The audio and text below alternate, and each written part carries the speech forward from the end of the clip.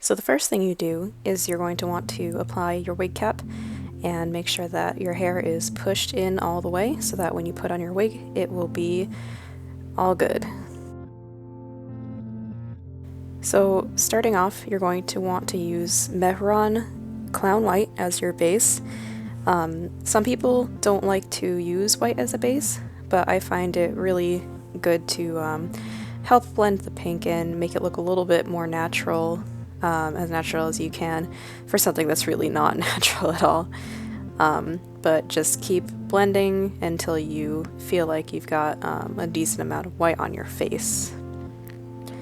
The next step you will be doing is using the Mehron Cream Cheek Color Palette. I believe the color that I used is called Pink Coral, but you can also use other colors, considering there are many pinks in this.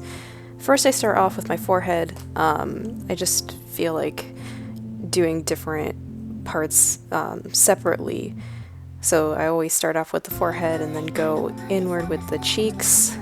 And then I just sort of do under the eye, blend the nose, and everything. You just want it basically to look like it's a gradient of pink rather than just a blob of pink. So you use the white to blend the pink into your skin.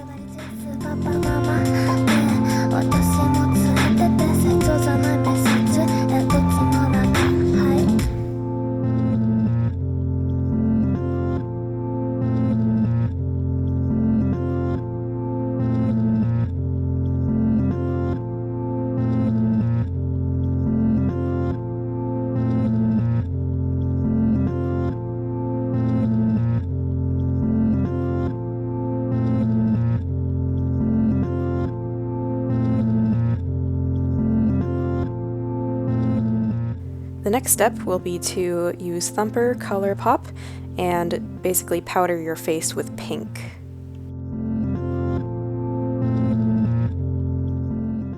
Once you are done with that, you're going to use ColourPop Don't Leave Super Shock Shadow and define your cheekbones and basically anything else you want to define on your face for the first base color of definition.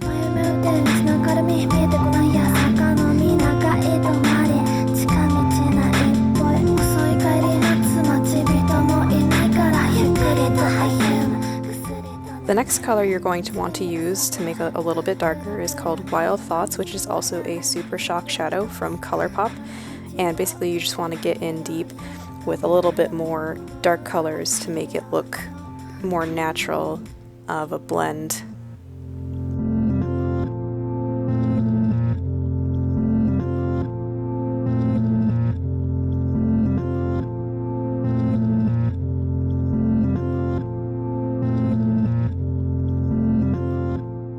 The next step is to basically blend all of that into your cheeks and anywhere else you feel like needs more color.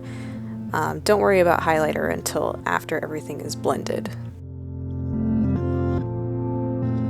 The next step is going back to Wild Thoughts and putting a line across your cheekbones and your nose to make it look like a younger look.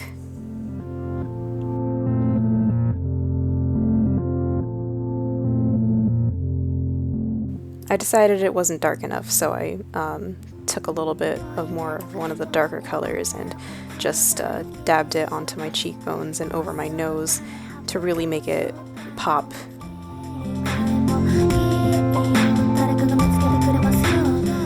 So I have this giant E.L.F palette, and I decided to use all of the different variation types of pink in order to contour the nose. I always start with a lighter color, that way if there's any mistakes, you know, you can always stop if you feel like it's dark enough or if you feel like there's just enough contouring, but I usually like to go super dark on my contour, especially on my nose.